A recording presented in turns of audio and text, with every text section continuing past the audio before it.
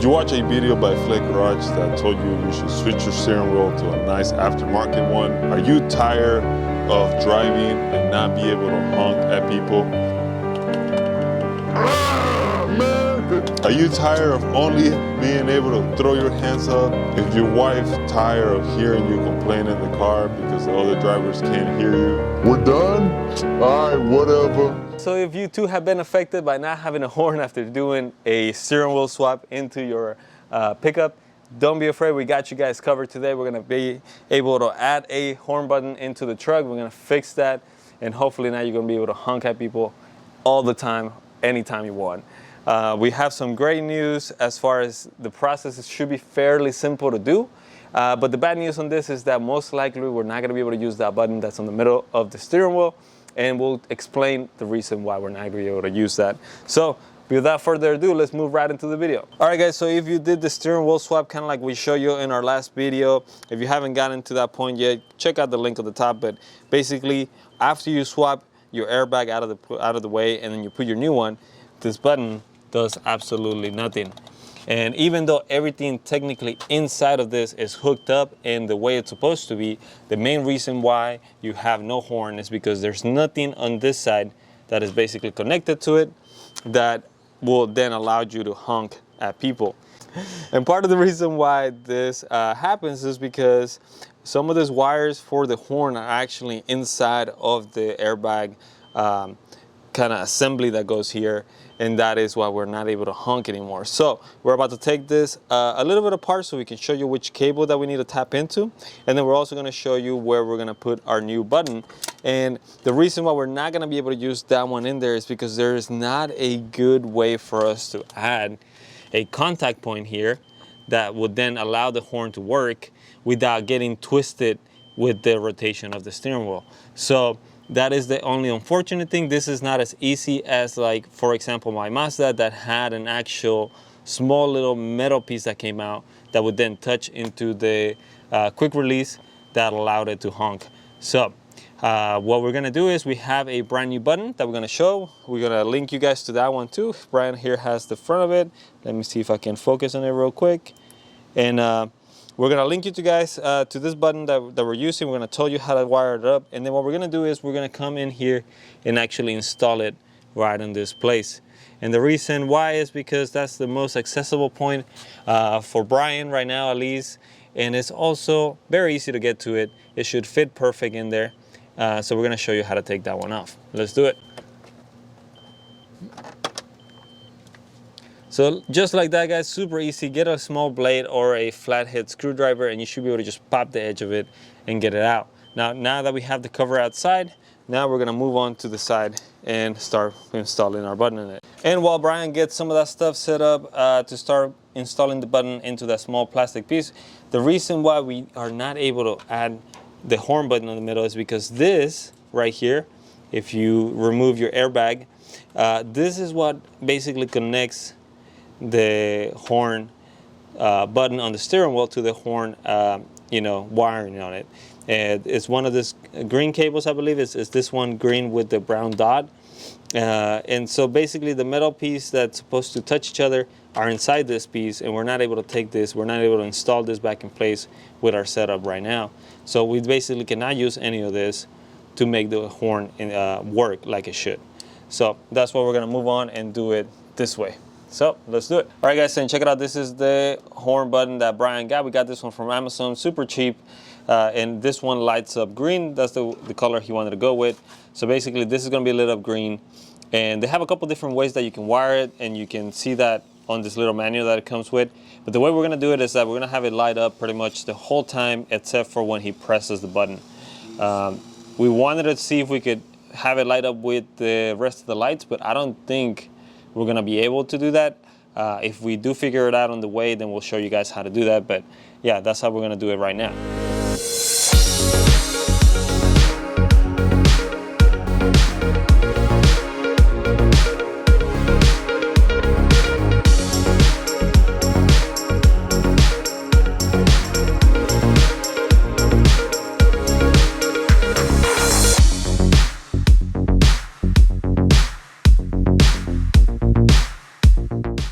All right, guys, check it out. After you drill the hole big enough for the horn, we can put it in there. On the back, you're gonna put the little nut in there.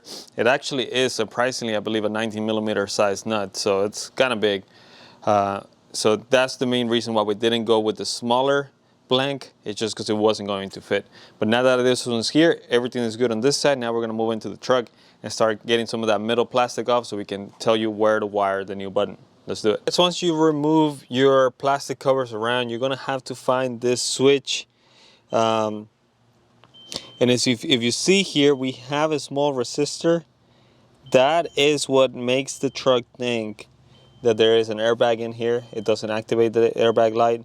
So I don't remember if we mentioned this on our other video, but if you didn't know, here is where you need to put it. I'll link you guys on the bottom to some of this resistors so you guys can grab one if you want to do that. But basically, out of this cable, if you look here in the back, you will see this green with black. That is the wire that we need to grab. That is going to be the wire that's going to trip the horn. It's going to make it work again. So we got two options for this. We can basically try to unplug it and just connect to the wire directly. We can maybe try to use the same plug here and try to connect this so we can get access to it. So we are going to take a closer look here first and then see what we want to do. And then we'll wire the horn from there and run a wire all the way back here through the back, right to the spot where our new horn button is going to go. So when you first look at the harness that comes with this button, it might look a little intimidating. There's 5 wires on it, but don't worry guys, it is super simple. So all you got to worry about is basically this black and blue wire. They need to be together, and that is going to be our ground wire. And then this red and green wire, they need to be together. That is going to be our power wire. From here, these 2 wires need to be connected to that green wire that was up here. As you can see, we have a cable running in here. And then once you connect those 2 and then you ground this, your button should be nice and green, and when you press it, it'll honk the horn.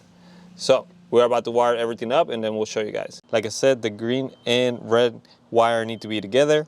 And then if you follow this whole cable here, hopefully you can focus here, and we follow it all the way to the top, this is hooked into that green and black wire on this little harness. Brian here is about to just ground the blue and black cable, and then we'll see here. Look at that. Let me see. Let me get a better angle here. You see that is green lit up, and then when he pushes it, you hear the horn. So we are good to go there. We're basically just gonna reroute this wiring all the way to back here, and then find a good grounding point for this button, and then we should be good to go. So we're about to start wiring to make this a little bit better too. Right now it's just kind of hooked in there. So let's do that first, and then we'll show you how it looks here towards the end.